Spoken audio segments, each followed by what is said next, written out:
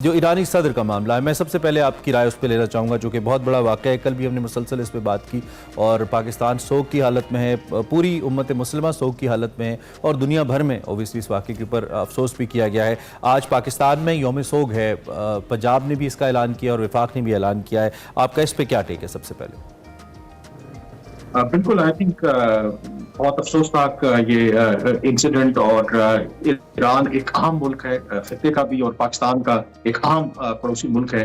और फिर जो इस वक्त खित्ते के हालात हैं, ईरान के जो रिलेशनशिप हैं बाहर की दुनिया के साथ, और उस तनाजुर में ईरान के सदर और फिर उनके जो फॉरेन मिनिस्टर हैं उनका इस तरह से एक हेलीकॉप्टर हादसे में इंतकाल हो जाना, यकीनी तौर पर ये बहुत बड़ी खबर है। इसीलिए पूरी दुनिया का फोकस इसके ऊपर है। सबसे पहले बात कि क्या ये वाकई एक हादसा है या इसके अंदर कोई साजिश का पहलू है, क्योंकि जो ईरान के हुकाम है उन्होंने ये कहा है कि हर पहलू से इसकी तहकीकात की जाएंगी।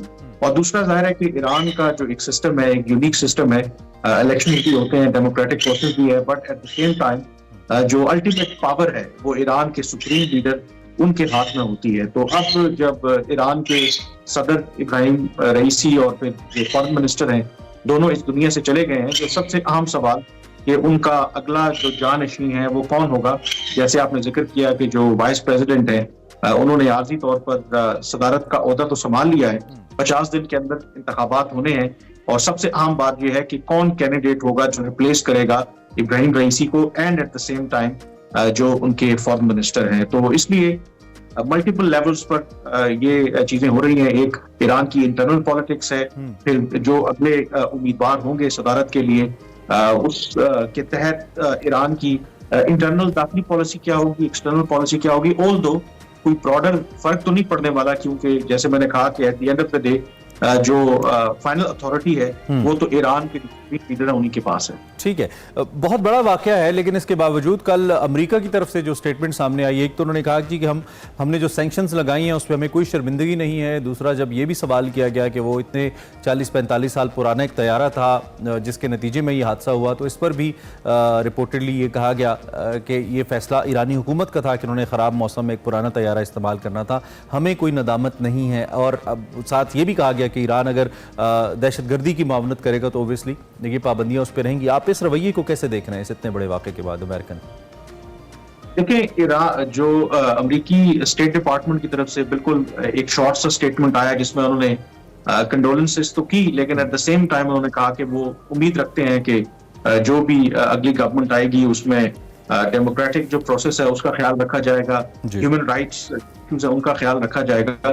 रही बात के जो उन्होंने डिफेंड किया कि जो भी अमेरिका ने पाबंदियां आयद कर रखी हैं, क्योंकि दो के अभी तक तो इस हवाले से कोई बात नहीं हो रही कि कोई डायरेक्ट इसके अंदर एक फाउल प्ले शामिल है, लेकिन जैसे डॉक्टर जवाद जरीफ जो ईरान के फॉर्मर फॉरेन मिनिस्टर हैं उन्होंने अमेरिका को इसका इल्जाम दिया, ब्लेम दिया, और उसकी वजह उन्होंने यही कही जैसे कि उन्होंने जो पाबंदियां आयद कर रखी हैं अमेरिका ने सिंस 1979, उसकी वजह से जो एविएशन इंडस्ट्री है ईरान की वो बुरी तरह से मुतासर हुई है, और इस वजह से जो लेटेस्ट हेलीकॉप्टर्स हैं या जहाज हैं वो ईरान अक्वायर नहीं कर सकता। लेकिन ये एक पर्सपेक्टिव है। दूसरी तरफ हमने ये भी देखा है कि ईरान ने आफ्टर रेवोल्यूशन इन पाबंदियों के बावजूद सर्वाइव भी किया है। उन्होंने अपने मिसाइल प्रोग्राम है उसको भी परवान चढ़ाया है, उनका ड्रोन प्रोग्राम है, कहा जाता है कि वो भी बड़ा इफेक्टिव है। इवन रशिया वो लेकर के यूक्रेन में इस्तेमाल कर रहा है। फिर इवन जो सिविलियन जो न्यूक्लियर उनका प्रोग्राम उसको भी प्रमोट कर रहे हैं। तो एक ये सवाल भी हो रहा है कि अगर एक तरफ ईरान उन पाबंदियों के बावजूद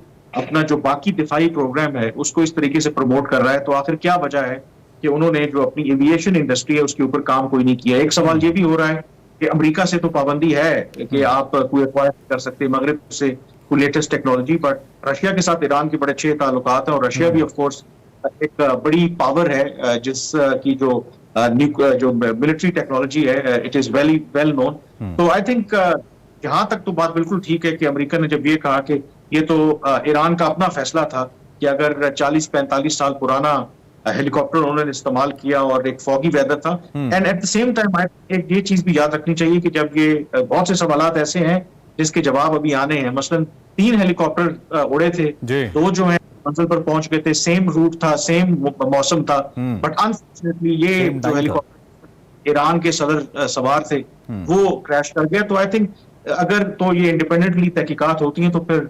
होपफुली इन तमाम सवालात के जवाब हमें मिल जाएंगे। ठीक है, और ये गुत्थी सुलझे शायद, ऐसा लगता है।